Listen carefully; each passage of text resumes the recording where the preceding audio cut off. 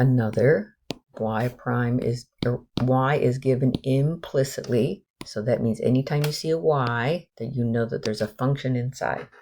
So let's take the derivative of cosine to get negative sine, carry the angle along, and then you take the derivative of derivative of x, which is 1, and then you take the derivative of y, which is y prime. And so there is an addition sign in between, so you must put those parentheses there. Then moving to the next one, derivative of e to the stuff is e to the stuff times the derivative of stuff. So that means you're going to use product rule.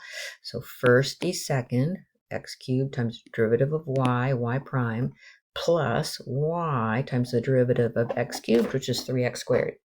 So I need to distribute on both sides to be able to isolate my y prime. So let me just show, okay, so I'm going to have to take this term times 1, so that gives me this, right? And then I'm going to have to take this term times y prime, and so that gives me this. Good. And the reason, so I'll just leave it that you can see those. Okay, so then over here, if I take this term times this, I get this. And then if I take this term times this, I get this. Now I can isolate the y prime terms. So I can look to see where the y prime terms are. So the y prime terms are here and here. So I decided to put them on the left-hand side. And so then I put this over here. Then you factor out the y prime and divide. So I think you can see that. Okay, so let's go through to this one.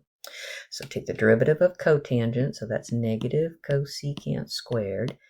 Carry the angle along, go and take the derivative of the angle, so it's going to be 1 plus y prime. Then I'm going up to the right hand side, 3y squared y prime, and then taking the derivative of 3 to the x to the fourth, it's going to be 3 to the x to the fourth times ln of 3 times the derivative of x to the fourth. So again, I need to invest the time to distribute. So I get a negative cosecant square x plus y times the 1, right? And then the other term would be a negative y prime cosecant squared x plus y.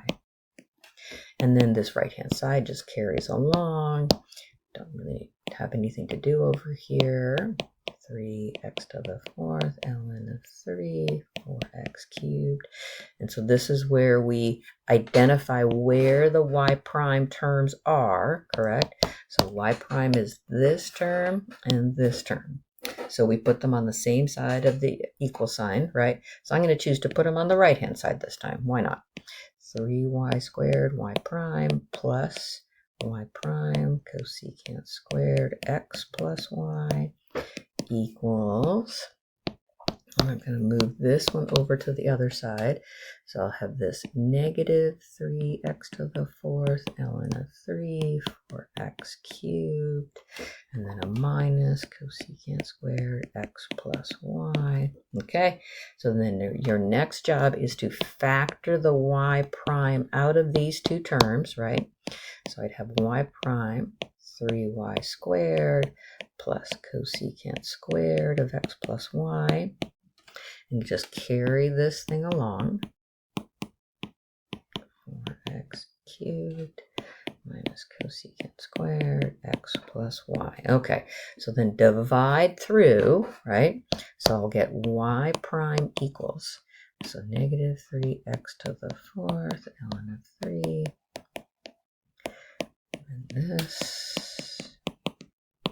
all over 3y squared plus cosecant squared of x plus y.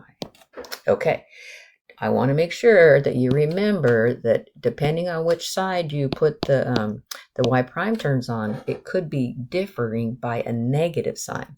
So if I was to multiply numerator and denominator by a negative 1, this would give me a 3x to the fourth ln of 3 4x cubed plus cosecant of x plus y all over negative 3y squared minus cosecant squared of x plus y. This is an equivalent answer. And this is what you would get if I had chosen to move the y prime guys to the left-hand side, right? Because I would have gotten this over here would have moved to the other side. Or, I'm sorry, yeah, this over here would have moved to this side, so they would both be negative. Just making sure you know. Now we're going to move into derivatives with respect to t.